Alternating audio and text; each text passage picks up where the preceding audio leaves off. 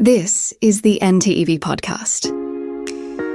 And we're on. Welcome back to the NTEV podcast. So let's kick off episode number 4 with some of the latest EV news making headlines across the Northern Territory and Australia. So it's been a big topic of conversation, the holiday update from Tesla. So Tesla recently rolled out its much anticipated holiday update, bringing some excitement with new features for Model 3 and Model Y owners. Most notably, the Apple Watch app, which lets owners unlock and control the vehicles directly from their wrist. Now, Joe, can you remember, probably a couple of years before COVID, if you said that we would be going in to pay for our bills, go to the dairy, go to the supermarket, pay for your fuel, whatever it was, COVID has just kind of sped that whole process up. And now it's something that we do without even thinking about, using our phone to pay for almost everything. I'm using my watch now to actually pay for it all. So I think the advantages with having the pay on your phone, tap and go, it's marvelous. It's a great initiative to use, and it's a great device because it's just like if you've got so many things in your hands, especially if you got like groceries in your hands and you want to like pay something real quickly, you can just tap and go. So this watch app from Tesla has been receiving mixed feedback from Tesla owners here in Australia. Some love the convenience. I would imagine you would fall into that category, while others are quite skeptical. Do you think this kind of tech will really catch on, or is it just a bit of a novelty? I think if you're like someone that loves tech, especially if you've got a Tesla, you're halfway there. You got your phones, you got your watches, they can do all these sort of like applications as such. I think it's going to be like a real like winner here as such. The skeptics is probably the ones that actually don't drive a Tesla probably, or they might, have a Tesla in the family, but they probably don't use it as their daily driver. They probably have the second EV or third vehicle that they drive and somebody else uses the Tesla itself. But anybody who drives a Tesla is going to love this feature in the watch as such. Before we move on, here's some exciting local EV news. Darwin has just seen what we believe is its very first fully electric Tesla operating as an Uber Eats vehicle. It's quiet, efficient, and emission-free. This is a fantastic step forward for the cities of Darwin, Palmerston, and the broader top end, showing how EVs can play a role in everyday services. Joe, do you think this could inspire more EVs to be used in delivery and rideshare services across the Northern Territory, especially with fuel prices remaining unpredictable? Yes, I think it's just all about education. Like if people knew like having a vehicle, even if it doesn't have to be a Tesla, it could be something cheaper as such. If they get themselves into like a $30,000 vehicle or cheaper, that would definitely benefit for them to like go and charge from home sort of thing. There's no need to go visit the fuel stations anymore. So you can top up every single day. Go from like 100%. 90% as such, and then, just to make sure you're careful with the batteries and everything, just get a bit of a routine. But that's what we're there to educate. The EV community is all about trying to get people that might be, struggling, that might be, buying that vehicle that's like, second hand, but they don't know the possibilities of how much they could save buying electric vehicle as such. Thank you, Joe. Now it's time to whip across the country and check out the latest EV stories from each state and territory. This is the NTEV podcast. Joe, let's hear what you think as we go. In New South Wales, the government has committed to installing more EV chargers in regional towns, addressing concerns about range anxiety for drivers outside of the Greater Sydney region.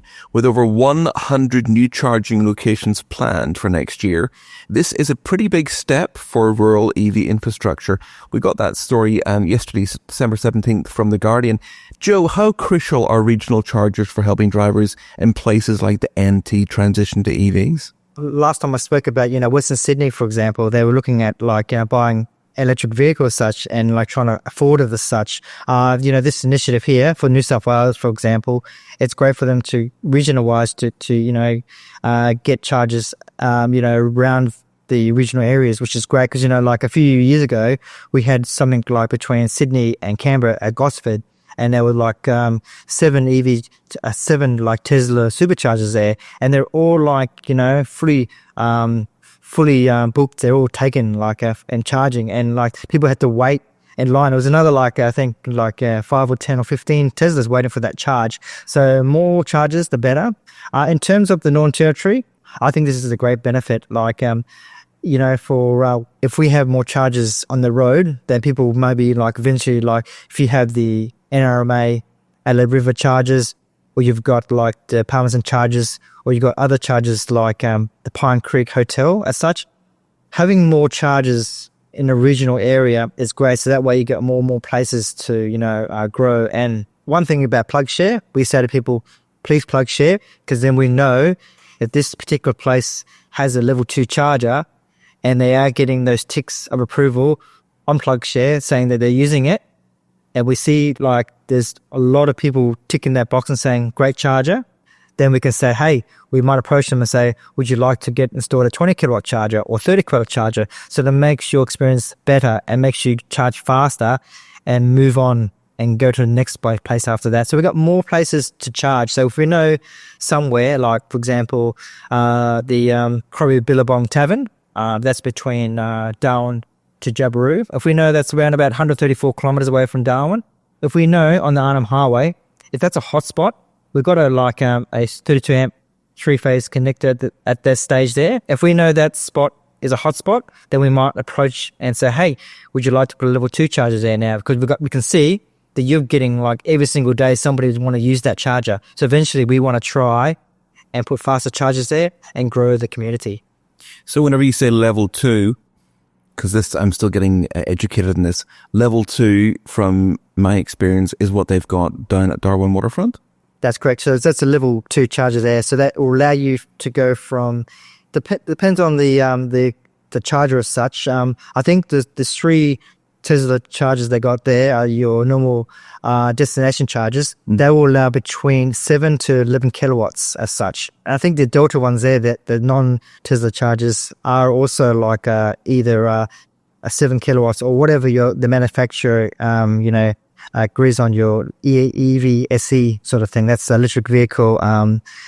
That's a electric vehicle supply charging as such. So that will allow you to like charge out accordingly as such, which is great because remember, with the level 1, 2, and 3, level 1 charging is like your GPA power points on your wall. So that will give you like 1 or 2 kilowatts as such. With the going to level 2, you're looking at like and also the 32 kilowatt chargers. It's all about how much you got in your vehicle. A lot of people think that chargers on the wall is what you're actually charging that's coming at. It's actually what your car can like take. So your car can do 7 kilowatts. Like my vehicle was the Hyundai Ioniq, 38 kilowatt vehicle. I could do 7 kilowatts as such. Your vehicle is the Tesla Y that can do like 11 kilowatts as such. And maybe Hunter Murray's car was the Tesla S, could do up to 22 kilowatts. Wow. Okay. Which is great. Then you got your level like 3 chargers, and which is your fast chargers as such. So you do like 50 kilowatts up to 350 kilowatts. When you've been using level 1 and level 2 on almost like a daily basis, and you go to somewhere in the Northern Territory that has a 50 kilowatt or 150 kilowatt, it's just incredible. It's like, wow, that's pretty quick. Exactly. And you got to remember those the level 3 chargers, you got to make sure that you understand your vehicle only can take whatever can do sort of thing. Yeah. So for example, my vehicle, if it does 50 kilowatts, it will charge within like 60 minutes from like 0 to 80%. Yeah. But for to put a 100 kilowatt charger, it's only 54 minutes from 0 to 80%. So it's all about how much your vehicle could take. So anything bigger than 100 kilowatts is not going to make my car go faster. It's just the way the EVSC is designed in that vehicle. The chargers in Catherine are 150 kilowatt, aren't they? Yeah, they are. They're bigger. That's just like insane. It actually gets me excited. I just like want to drive to Catherine just to charge up. Yeah, that's why you'd be charged in a matter of no time. Yeah, I know. And the ones in Adelaide River, I think they're 50 kilowatt because I was getting pretty close to 50 kilowatt. I'm pretty sure they're pretty close to 50 kilowatt. Just to have that out in the middle of real rural NT. It's just incredible. Do you know what I mean? I know what you mean. Yeah, exactly. It's a beautiful place to visit. So if you've got a vehicle that can do 350 kilowatts charging as such in the future, be considerate, like just charge it within 10 or 15 minutes. You probably go from 40 to 80% within no time sort of thing. And off you go. And if you get there at 4 o'clock in the afternoon, plug straight in to the 15 amp because it's so common. I didn't realize how common they are because they've been out for like decades, the 15 amps. Because that's what the caravan uses, isn't it? Yeah, exactly. What's a caravan park's using and such. So I've always approached the caravan owners and that sort of stuff when we go out there and do my, with my other sort of work with D-Techs and such. I go out there and see if they're capable of doing 32 amps and see if they want to go plug share. But you always want to see if you've got a 15 amp socket there, you want to ask them if, they wanted to go on plug share, that sort of stuff. So we all want to encourage different, caravans, different resorts, different, G'day Australia sort of places that for the tourists get out there. Why not? Definitely. I love it. So moving now to Victoria. Victoria's EV fleet incentives are starting to show results, with several major delivery services announcing plans to switch their urban fleets to electric vehicles in 2025. It's a win for cleaner air and reduced operation costs for businesses. We got that from the ABC this week. Joe, could delivery companies in Darwin follow suit? I know that we did touch on this last week, but what challenges might they face, and how long would it take to implement? Yes, Ricky, this one here is quite interesting. The NT government has actually got their own fleet now, so they've got a target that they've set with regards to that. That's also on their website. If you go onto the, you just Google and just put EVNT, and it comes up with the implementations for the NT government as such. Was trying to educate people with businesses across the territory. It's all about maybe trying to, getting out there and educate and just meeting people and that sort of stuff. And it's all about trying to see what their budgets are and where they can, charge their fleet. For example, there's I was looking at a business the other day. I went out there and saw they had 15, they were a real estate company, and they had 15 Toyota Camry hybrid sort of vehicles. So I would say to them, if they could have cheaper sort of vehicles in their fleet and they could charge them on their facilities, that would be a better option than having that as such. So I think it's just all about trying to reach out to the community as such. Maybe AIVA non-territory might eventually try to get in touch with more businesses and try to educate them and seeing if they could budget something in their fleet, and if so, what would be the cost, and would they try and bring in one or two vehicles as such? It doesn't have to be change your 15 car fleet or to electric, but trying to bring it slowly. So because I know that a lot of I've got a couple of friends that are Sparky's electrician, because being in the electric vehicle game, you sort of and also I'm looking after the non-territory solar renewable group. I've got a fair electricians that they always have they're always proud about their bringing their ICE vehicles and proud to bring a new ICE vehicle in their family. But I want to try and see if they could maybe eventually see if they bring in a PHEV into their fleet, maybe eventually bring an EV into their fleet, so that way they can start to see other benefits of electric vehicles as such. Queensland recently saw its first Tesla supercharger station open in the outback, marking a milestone for remote travel. Joe, we seem to be seeing more and more of this in recent times. It's part of Tesla's growing focus on rural charging solutions. Do you think similar superchargers are on the cards? Obviously, Darwin would be first, hopefully, and then at some stage in the coming years for Catherine or Alice Springs. Yes, this is a story that you might be seeing me on socials quite a bit. We do promote this with Tesla superchargers. It's all about a voting system as such. So there's a particular person over in Tasmania. I think his name is Charles Gregory. He's part of also Tesla Owner Club of Australia and Tasmania, and he was also I think also committee member with AIVA Tasmania. He is quite of someone of significance, because what he does is he tries to pick out the 5 most popular charging places to vote for in Australia, so that way we know what to vote for, get behind that particular place, and try to get a fast charger as such. I think there was something down at Port Lincoln or something like that. I can't remember, but somewhere in South Australia where they had to get votes down. So we're trying to get that South Australian one underway, because it's getting in the top 5 for votes, and that's everything. So it's all about the numbers. So the real reason why we can't generate the numbers is population wise. So being the territory, we don't have people that want to vote for these sort of places at this stage. And another thing you got to have is you can have it, you can nominate a particular spot, but you got to find out if that spot is actually like the landlord is open to having a supercharger there. So we have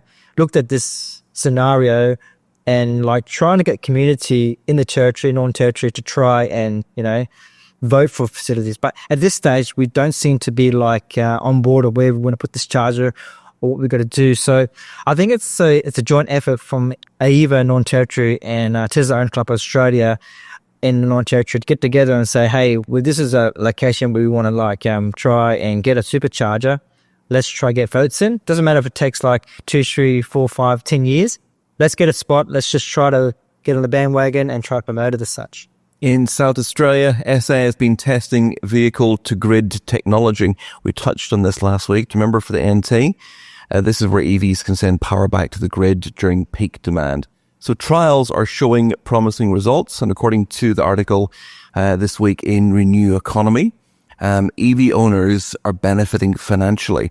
Joe, do you see this catching on in the NT to follow suit with what's happening in SA, especially for EV owners with solar panels? Yes, this one's quite interesting. This story here, we had the SA Networks had some talks with AEVA South Australia. I was actually listening to probably about a month ago now, and SA Networks came in and had chat about their vehicle-to-grid technology and doing some trials at this stage. It's an amazing initiative over there, and I think that's something for us in the Northern Territory. I'm hoping that we can eventually, bring this in. Like, it's only for Chatamo sort of vehicle or Chinimo sort of vehicles as such, with Nissan Leafs and Lexuses and a couple of like Mitsubishi PHE sort of vehicles as such. We want to try and encourage maybe Power Water eventually to see what their plans are. I do know that it is in their plans because I have attended one of their community events with the classroom as such and just talking about this. So they're fully aware of the situation. It's all about, I think with the North Territory government and also with Power Water, it's all about just seeing how everybody else implements it at this stage.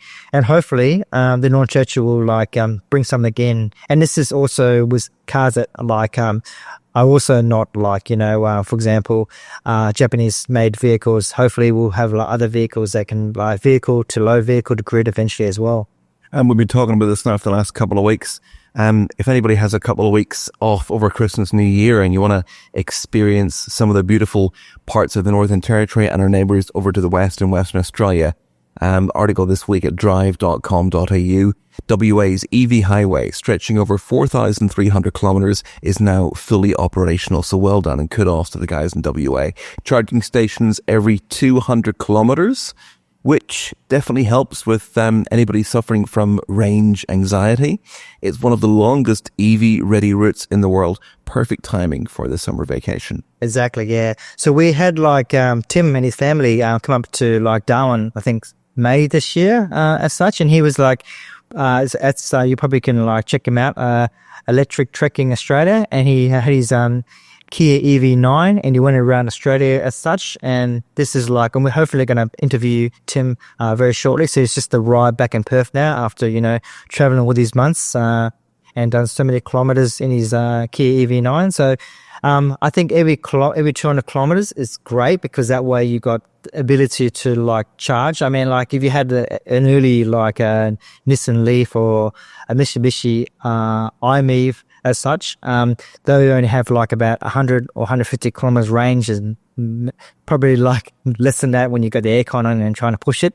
But someone like myself driving the Ioniq 38 kilowatts, it's great because that way it allows me to maybe drive 90, 100 kilometers or maybe a bit more faster and then get to those charging points. So hopefully that non-territory initiative will come in eventually, and we'll see charges on Arnhem Highway, maybe Litchfield, National Park roads, having 200 kilometers, having these fast chargers eventually will be a winner. But I think short highway will be, trying to at this stage, trying to get a bit better because, from Larrimah to freeways, that's a bit of a challenge at this moment because you've got no good from Power Water. So we've got to try and see what we can do and accommodate places like Dunnamara as that example, which is still not connected to the grid as such with the power networks. But which is a great initiative. I think one thing is like what Hunter Murray's done over in Alice Springs. So he has a shop there. Electronics also runs Outback EV. So he's got like, he's put at Burrows Creek, that's between Tennant Creek and Alice Springs. It's like 200 kilometers or so from Tennant Creek to Burrow Creek, and about just over 300 kilometers from Burrow Creek to like Alice Springs. Hunter Murray's has installed a 30 kilowatt charger there, which is great because, for me, if I was going to go from like Tennant Creek to Alice Springs, no worries there. So it's a kudos to Hunter Murray for putting that in there as such. You mentioned there about Larama down to, was it Pine Creek? So going from three ways. Then 3 ways, that's correct. So you mentioned there from Larama to 3 ways. I've heard somebody talking about, I think it could have been Noddy from the NTEV group, talking about some charger in Mataranka. That's correct, but still Mataranka is like after Larama. So right, okay. Right, okay. That's why the challenges are there, because you've got like Adelaide River, you got Catherine, then you got Mataranka. Yeah. That are all NRMA charges, but after that, another like 100 kilometers or so, you get to Larama. Mm-hmm. Then from Larama all the way to 3 ways, it's quite a long stretch there. So the best thing to do if you were driving an EV would to charge up in Mataranka, fully charge up. And how far do you reckon you could go, like the average car, or how many kilometers would that be? Like we can check out on Google Maps. I think that's like, I think they do like 400 or 500 kilometers. Just depends how you drive. Because I think with Stan we had on the show the other day, he mentioned to me like he was just going 90 or 100 kilometers in his Polestar 2. Yeah. So it's just, you can go to like places like Elliot and charge up there. That's, halfway between those 2 places there from Larama to 3 ways as such. So there's places to go. And you can go to the Daily Waters waterhole there that has that like, that has a 32 amp plug share there. So that way you can just go there and plug it in and have a meal there and be charged up as well going there as such. Or even just stay the night somewhere, because it'd be good space. There's a couple of great accommodation providers there. And there could even be Airbnbs, slightly more remote, but they would have a plug. So if you got there at around early afternoon, you left, 9 or 10 the next morning, typical checkout. I'm just saying this because whenever we went to Alice, we were quite constricted with time. We did it during with a petrol vehicle almost about a year ago, and we only had a couple of days to go to Alice. We couldn't have done that in an EV, but the EV would have been an extra excuse to stop and just absorb and take in more of the beautiful NT. So it does have its advantages.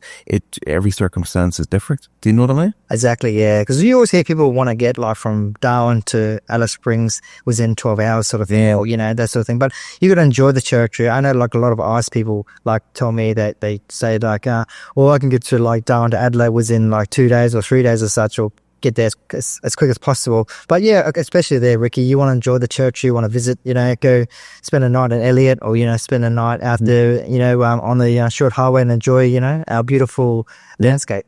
You have to. And the more you do it, you feel better because the next morning you have a full charge and whoa, you're ready to go.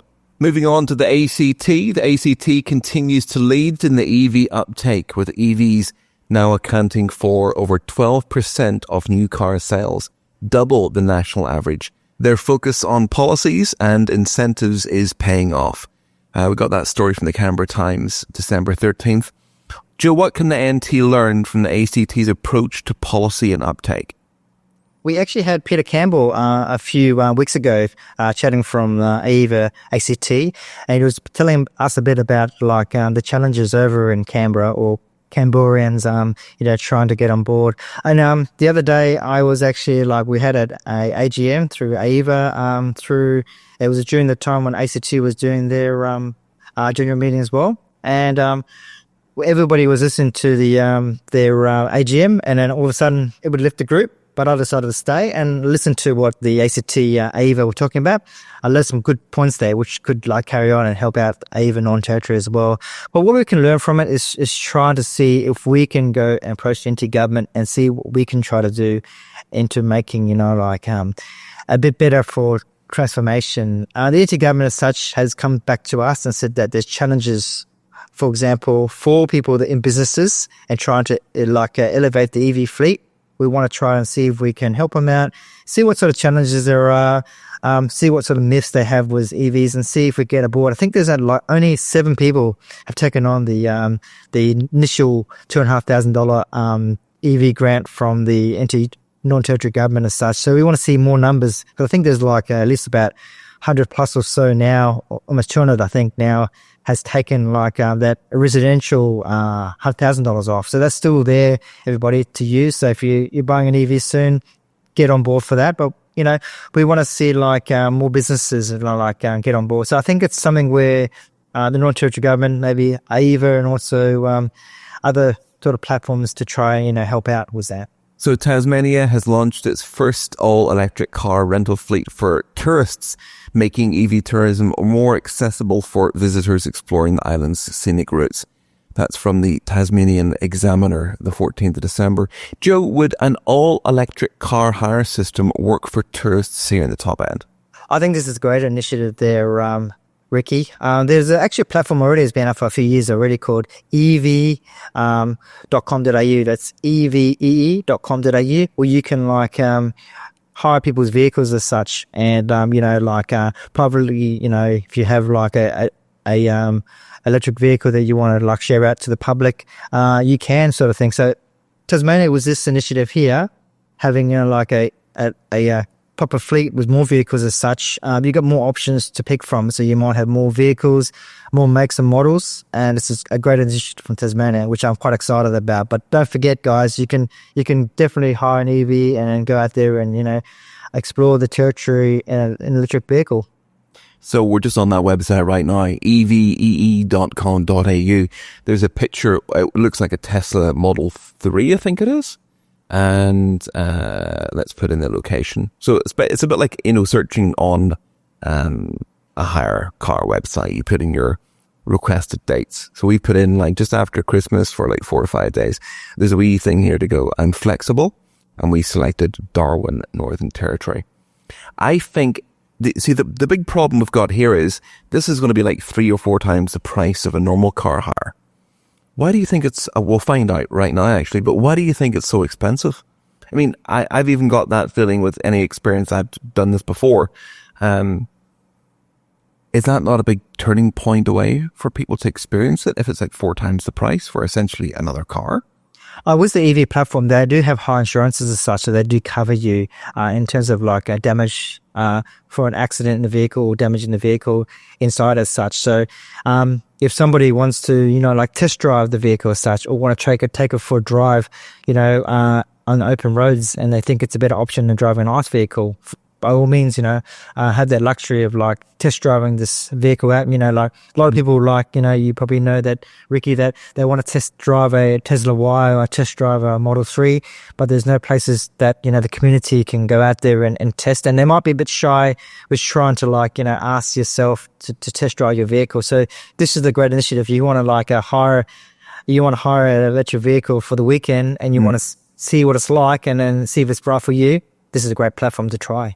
Let's find out how much it is. Here we go. Wow. Okay. So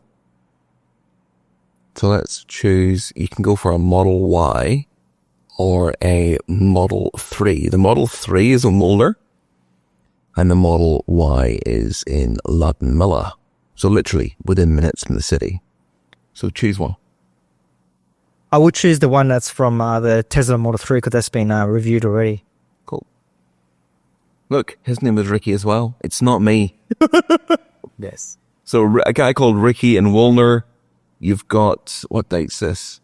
Where's the dates? There's dates there, starting dates there. December 27th until the 8th of January. So that's about what, 8, 9, 10, 11, 12 days, something like that? Yeah. And it's coming in. There's a discount here, so we get $600 discount. It's coming up at $2,400 for 12 days. So does that include insurance? That does include insurance. So you see your rental coverage there. You'll see it's insured by CGU, and it's just a damage liability of $6,000 there. And the driver has to be older than 25 years old. Got it. There you go. A couple of years ago, you wouldn't have had this luxury in Darwin.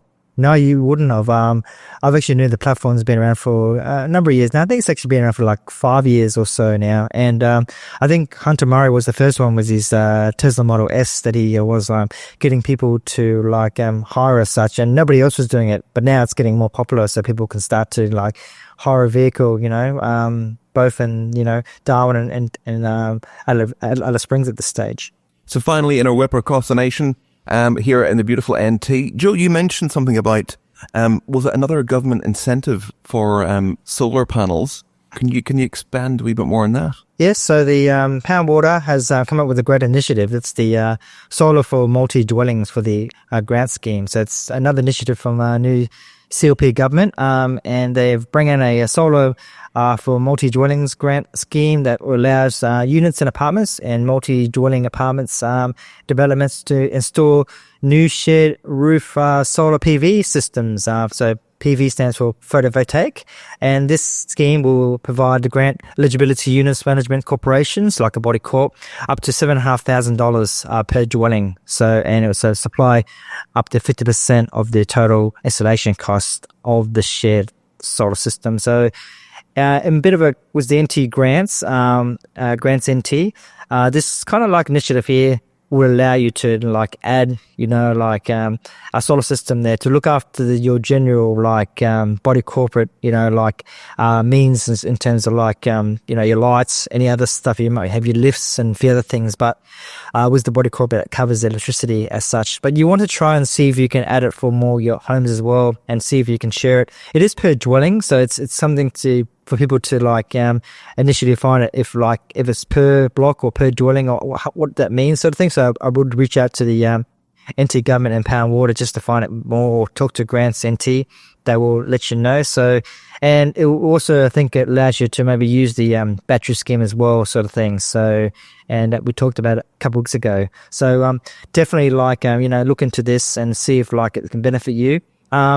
This is something at which I will probably reach out to all different communities out in North Territory to let them know, because I run the North Territory Renewable Energy group on Facebook. So you probably, a lot of people there are probably not in apartments or units in my group at this stage, because most of them are probably own their own home as such. So we want to try to get people aware of this initiatives, because a lot of the times that this sort of stuff doesn't go on the news as much, or doesn't go on the airways, or doesn't go on the TVs or commercials and radio. So we want to just get people aware of this initiative. So you'll see me probably plugging more about it across the territory and in the coming weeks. And hopefully we'll see some more uptake on that from the government initiatives. Definitely, yeah. We want to see more people with solar, because I still believe that we got a sunny, mostly all year round sunny days, and even though this time of year it's quite rainy, got a lot of rain cover clouds, we still got a lot of peak sunlight we can use this time of year. So we want to see more people getting solar on their roofs, sort of thing, because it's a win-win for everybody. When you got power from the sun, it's going to help you generate your power, help your electricity costs. Cost of living these days is quite high, so people need to get a break from things. So if we can have this initiative coming in, it's going to be exciting times ahead. This is the NTEV podcast. So as we look back on 2024, it's been a massive year for electric vehicles globally and here in Australia. Here are a few of the biggest highlights that shaped the year. 2024 saw global EV sales soar to new heights, particularly in Europe and China. Over 14 million, that's 14 million EVs were sold globally this year. Phenomenal. That just shows you how fast the transition to electric is happening. Ricky, if you go to China right now, you see such a different transformation. For example, I couldn't go to China when COVID hit. I was there when it just came in. I had to rush back home to catch flights and try to catch a flight back to Australia that time. This is I think it was in 2020 around about February, we're just trying to rush back because we couldn't couldn't come back with our carrier Donghai Airlines. It just stopped, so we had to go through I think it was Malaysia Airlines at the time, or could have been Singapore Airlines. We had to come back. So that was the last time when I went to China. Then after I went back there, around about after COVID was a bit more settled down, my wife went back there a few times already. She had to go quarantine for 14 days in a hotel as such, and then allowed to go into her own city. When I went back around about, I think it was 2021, or maybe just near the end of 2021, maybe start of 2022 period, roughly. When I went back there, was EVs before 2020? There was just like living in like Darwin in the early days where there's just like not many, I saw a Tesla Model X there, out of the blue, maybe back in 2017, 2018 over there. When I went back in like 2021, 22, I was blown away. So many EVs on the road now in China. I couldn't believe how much EVs are currently on the road, and so many like scooters on the road too. It's so electrifying over there. I love their use of the word electrifying there. Just on that topic about China, I think it's incredible. There's videos there on YouTube, and there's one of a girl. She must be like 19, 21, quite young. She gets into the car, and the car doesn't even have a steering wheel. And this is like 4 or 5 years, probably around the same period of time whenever you're talking about it. And it's all automated, and it's happening in China right now. And China seems to be very much progressing a lot quicker than what other parts. What do you think the reason is? Is it the safety concerns? Is it the red tape? What do you think is the problem? Because who's stopping us from progressing as fast as what we need to? I think it's like to do with safety. You always hear, like us in Australia, we always have these sort of accidents. You always see horrific accidents as such. And these are probably much human error as such. So for allowing a computer now to run a vehicle, we've got to see if it's the right thing for us. Because, you've seen like, some of the vehicle testing that people have like, accidentally, got killed in these sort of vehicles. So we want to stand back at all. So I think it's a safety issue, it's just a safety precaution as such, where we don't want to have like, somebody, autonomous driving, getting killed as such. So we want to make sure that's above board. And that's probably the biggest challenges. So like places like China, they've probably got regulations over there, but it's probably not as strict. So that's why I learned this autonomous driving over there. With no steering wheel on these vehicles as such. So it's a good leap forward, because more and more countries that are doing this autonomous driving, it will help them and us in Australia to build a case for us to have this going forward. Tesla, its full self-driving version 13 delivered groundbreaking updates, pushing autonomous driving closer to reality. So it still hasn't been launched here in Australia or New Zealand yet, but we're getting closer to the day when it will be implemented. Still another couple of years away, I think. Yeah, that's right. I think it's all about push, and hopefully the public can try to get everybody on board from the road safety, and try to see if we can try encouraging. I'm sure that our AEVA's going out there to try to push this subject. I'm sure the Tesla Owner Club Australia is also trying to do the same thing.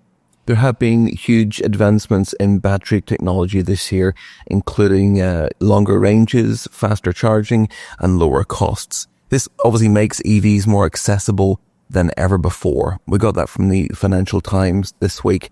That's very important, because depending on the person's situation, accessibility, the cost, the having access to a fast charger, the longer ranges, especially for rural areas, or for those who don't have the ability to charge every couple of days, such big things, and it could be the breaking point for a decision whether they want to purchase an EV or not. Exactly there, Ricky. So it's all about the technology to go fast and fast. You see a lot of people talking about the solid state batteries coming out, but you've got to realize that what's out there at this stage as such. So we're working with the lithium batteries. That's what gets mined across the world as such, and also in the Northern Territory.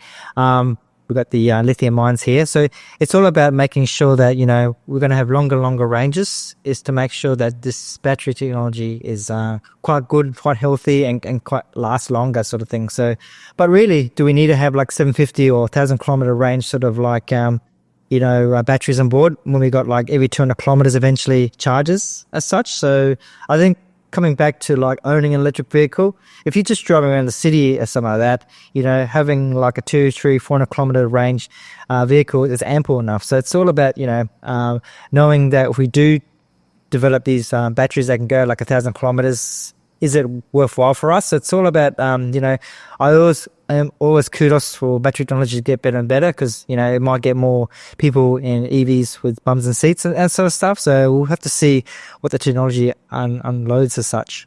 Love it. It's been a great year and a great progressing year for EVs. Joe, thank you once again for joining us on podcast number 4. It's amazing. I can't believe how many podcasts we've done so far.